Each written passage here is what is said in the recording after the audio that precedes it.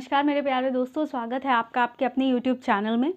तो आज के इस वीडियो में हम सेकेंड मोस्ट कॉमन डिसीज़ जो इंडिया में तो होती ही होती है, साथ ही जितने भी डेवलपिंग कंट्रीज़ हैं या डेवलप्ड कंट्रीज़ हैं वहाँ पे भी ये सबसे ज़्यादा बीमारी होती है, ठीक है। और इसके बारे में आधा अधूरा ज्ञान लोगों को होता है, लोगों को पूरी बात नहीं पता होती है। तो आज के इस वीडियो में हम यूरिनरी ट्रैक्ट इन्फेक्शन यूटीआई के बारे में जानेंगे, ठीक है। तो इसके बारे में ये कैसे होता है, किनको होता है, क्यों होता है, कैसे बचना है, क्या सिम्टम्स हैं, क्या ट्रीटमेंट है, सारी बातें आज हम यहाँ डिस्कस कर लेंगे, ठीक है। तो वीडियो में लास्ट तक बने रहिएगा, बहुत ज़रूरी है। कहीं भी कुछ भी छूटेगा तो आपको कोई कन्फ्यूजन रह जाएगी, ठीक है। तो चलिए इसको शुरू करते हैं। लोगों को जानकारी नहीं होती इसलिए इसको बहुत बड़ा इशू बना देते हैं, लेकिन बिलीव मी, अगर आपको जानकारी होगी तो कहते हैं ना, जानकारी ही बचाव है। तो जानकारी होगी तो काफ़ी चीज़ें अपने लेवल से ही सॉर्ट आउट हो जाती हैं, सिर्फ थोड़ी सी प्रिकॉशन की ज़रूरत है, ठीक है। तो शुरू करते हैं। तो यूरिनरी ट्रैक्ट इन्फेक्शन शुरू करने से पहले जो आप ये नॉर्मल ह्यूमन का यूरिनरी ट्रैक्ट है ये देख लेते हैं। क्या होता है, किडनी होती है, किडनी से दो ट्यूब्स निकलते हैं जिसको हम कहते हैं यूरेटर्स, ठीक है। ये यूरेटर्स जाके कहाँ कनेक्ट होते हैं, ब्लैडर में, और ब्लैडर एम्प्टी होता है थ्रू यूरेथ्रा से बाहर, जेनाइटल ऑर्गन्स के थ्रू बाहर, ठीक है। तो ये होता है नॉर्मल ऑर्गन्स। अब देखिए, आप ऐसा भी सोच सकते हैं, भाई यूरिन किडनी से यहाँ आया, यूरेटर में आया, यूरेटर से आ गया ब्लैडर में, ब्लैडर से आया यूरेथ्रा से और फिर आउट हो गया। तो क्या इसको बताते हैं क्या? नहीं ना, हो सकता है बैकफ्लो हो जाए। तो बैकफ्लो नहीं हो सकता। क्यों नहीं हो सकता? देखिए, क्योंकि यूरेटर और ब्लैडर ये जहाँ कनेक्ट हो रहा है यहाँ पे एक वॉल्व होती है जिसको हम कहते हैं यूरेट्रोवेसिकल जंक्शन, ठीक है। यूरेट्रोवेसिकल जंक्शन हम इसे कहते हैं। यहाँ पे ऐसी वॉल्व लाइक स्ट्रक्चर होती है जो यूरिन को नीचे की तरफ ले आती है, ऊपर की तरफ बैकफ्लो नहीं होने देती, ठीक है। अब देखिए, अगर बात करें तो ये जो है अलग अलग ऑर्गन्स में इन्फेक्शन होगा तो उसको अलग अलग नाम से जानेंगे, ठीक। जैसे अगर किडनी में हुआ तो इसको कहेंगे पाइलोनेफ्राइटिस। अब आप सोचेंगे किडनी में कैसे हो जाएगा, अभी तो मैंने कहा कि बैक्टीरिया भाई यूरिन नीचे जाएगा तो किडनी में कैसे। तो देखिए, जो प्रेग्नेंट लेडीज़ होती हैं उनका क्या होता है कि पूरा का पूरा प्रेशर जो क्रिएट होता है वो यूरेटर पे होता है। इसकी वजह से यूरिन को एम्प्टी करने में, यानी कि यूरिन की जो एम्प्टी होने की प्रोसेस है, यूरिनेशन की जो प्रोसेस है, उसको कहते हैं मिक्चुरेशन। क्या कहते हैं? मिक्चुरेशन कहते हैं, ठीक है।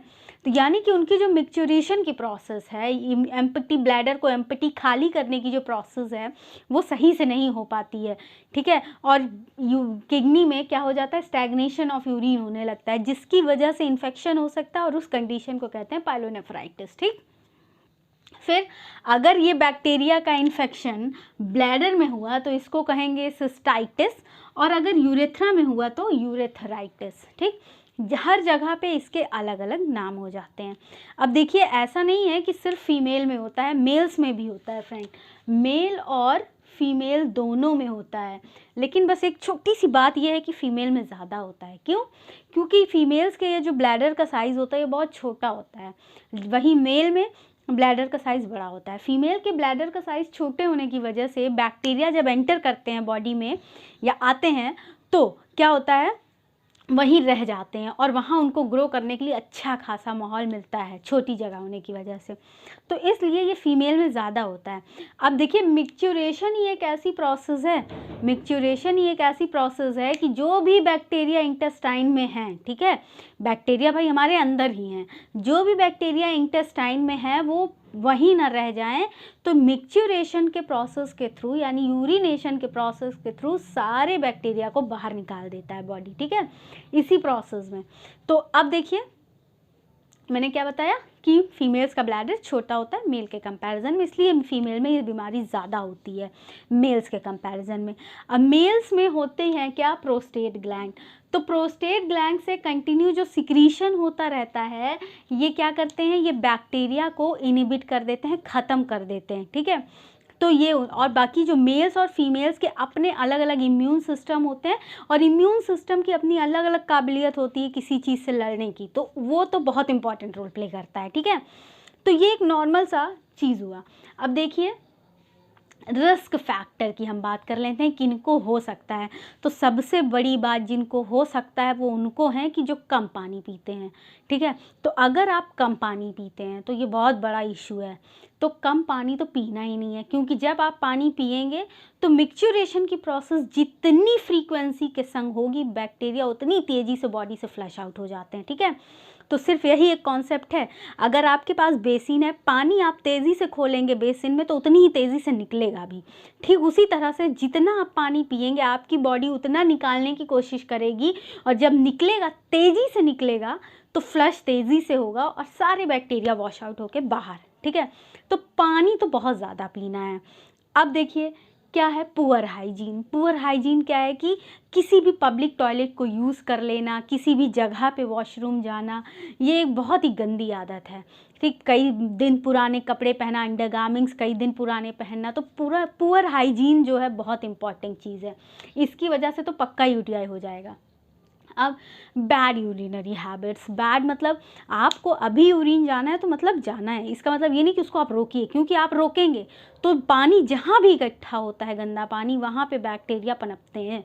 तो poor urinary habits is the another cause. अब देखिए अगर जैसे सेक्सुअल इंटरकोर्स में इन्वॉल्व हैं, अगर आपको अर्जिंग नीड है यूरिनेशन की तो आप यूरिनेशन कर लीजिए, नहीं तो अगर आप उसको रोकेंगे तो सेक्सुअल इंटरकोर्स के दौरान और बैक्टीरिया बॉडी में एंटर करेंगे और बैक्टीरिया को चांस मिलेगा ग्रो करने का, क्योंकि आपने पानी इकट्ठा रखा है अपने अंदर, तो फिर और तेज़ी से यूटीआई होगा, ठीक। तो ये एक दूसरा कॉज है। अब देखिए सेक्सुअल प्रैक्टिसेस की मैंने बात बताई आपको कि सेक्सुअल प्रैक्टिसेस के दौरान भी पूरी तरह से ध्यान रखना है, जो मैंने बताया आपको कि अगर आपको नीड है तो आप यूरिनेशन पहले कीजिए, बाद में इस प्रैक्टिस को इन्वॉल्व कीजिए, जैसी नीड वैसा काम।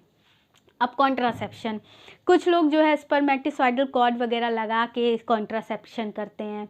पहले अंदर कुछ लगा दिया जाता था चीज़ें जिससे कॉन्ट्रासेप्शन होता था, तो ये सारी कॉन्ट्रासेप्शन के मेथड से भी हो जाता है, तो इसलिए फीमेल्स को another method of contraception use करना चाहिए, ठीक।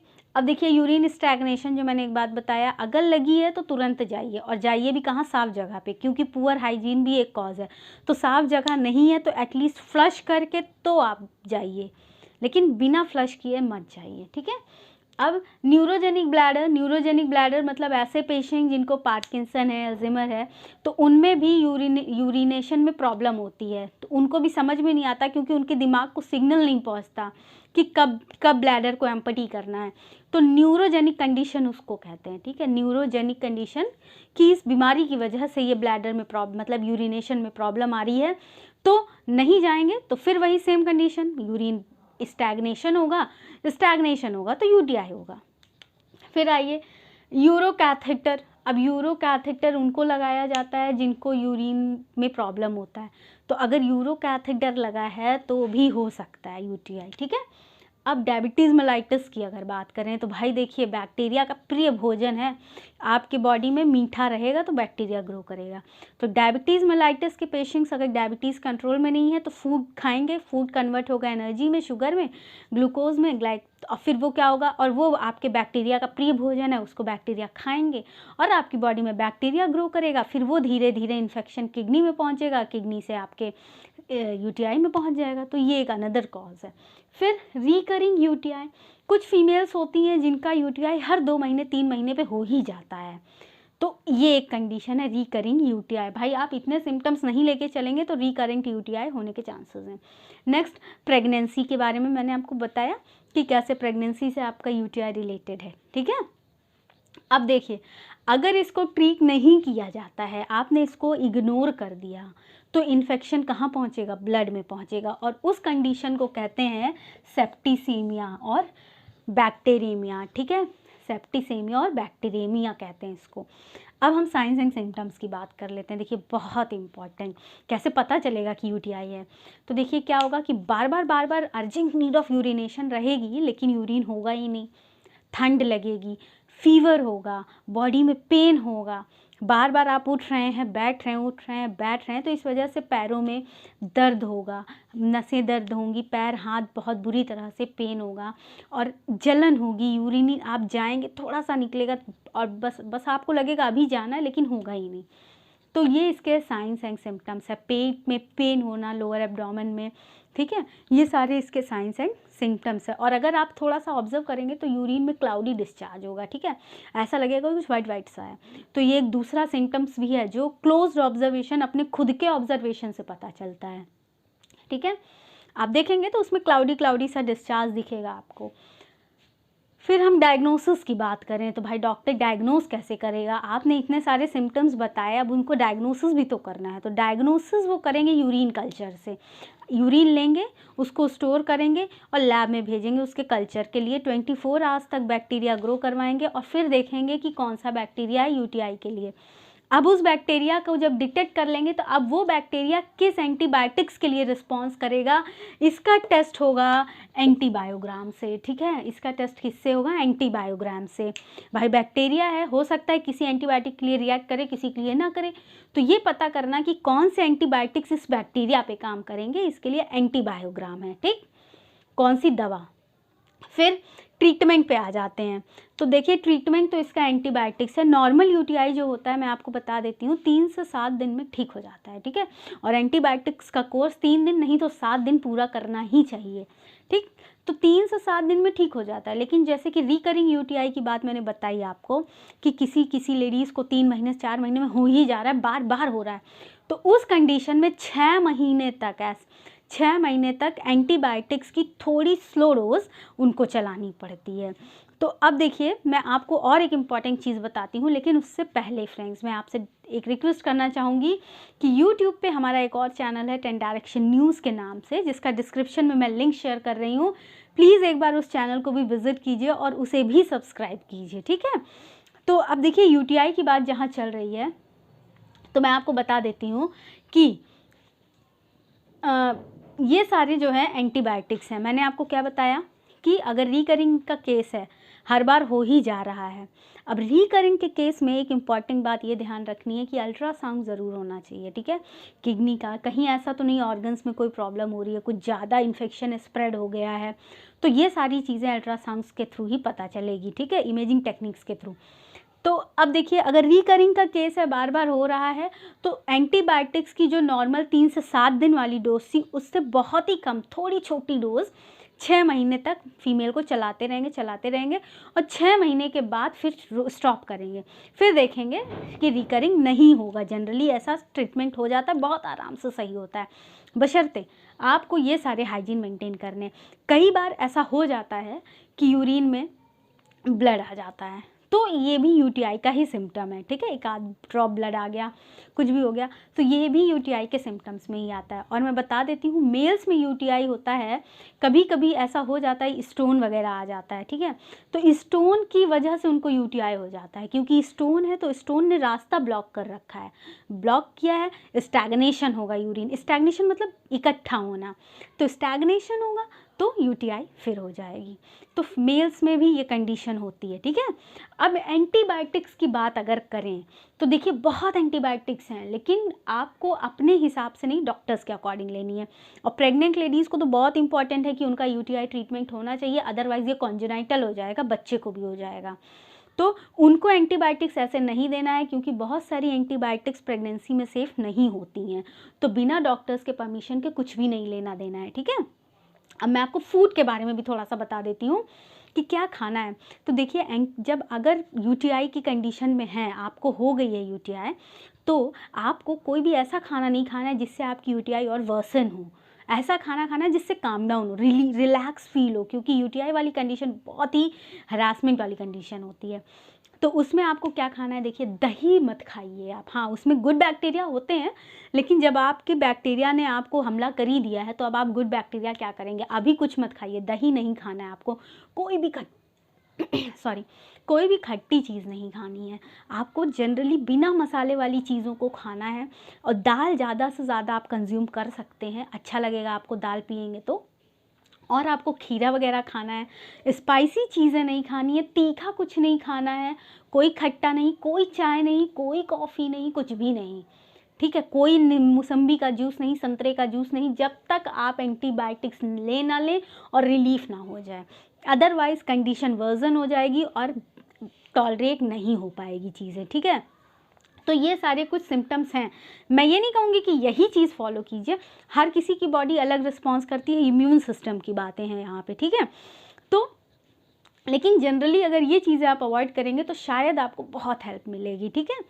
अब देखिए मैं और कुछ बातें आपको बता देती हूँ। एंटीबायोटिक्स, देखिए एंटीबायोटिक्स हैं, सिफेलेक्सिन है, सल्फामेथॉक्साजोल है, फॉस्फोमाइसिन है, नाइट्रोफ्यूरेंटाइन है और सेफ्ट्रैक्सोन है, ठीक है। ये कुछ एंटीबायोटिक्स हैं जो यूरिनरी ट्रैक्ट इन्फेक्शन के केस में चलाई जाती है, डॉक्टर्स इनको देते हैं। अब डिपेंड करता है केस कौन सा है, रिकरिंग है कि प्रेग्नेंट लेडी वाला केस है, इनमें से कुछ एंटीबायोटिक्स डॉक्टर्स आपको प्रिस्क्राइब करेंगे। तो फ्रेंड्स, ये यूटीआई के बारे में सारी जानकारी थी जो मुझे लगा लोगों को पहुंचनी चाहिए, मैंने आपको बता दी। अगर आपको इससे में भी कोई कन्फ्यूजन है तो प्लीज़ वीडियो में आप कमेंट सेक्शन में कमेंट करके अपने सजेशन मुझे दे सकते हैं। और अगर वीडियो पसंद आई हो तो लोगों से शेयर कीजिएगा, चैनल को सब्सक्राइब भी ज़रूर कीजिएगा। मैंने जैसी भी अपनी बातें कहनी चाहिए, आई होप मैं उस तरह से आप तक अपनी बातों को पहुंचा पाई हूँ। Thank you very much.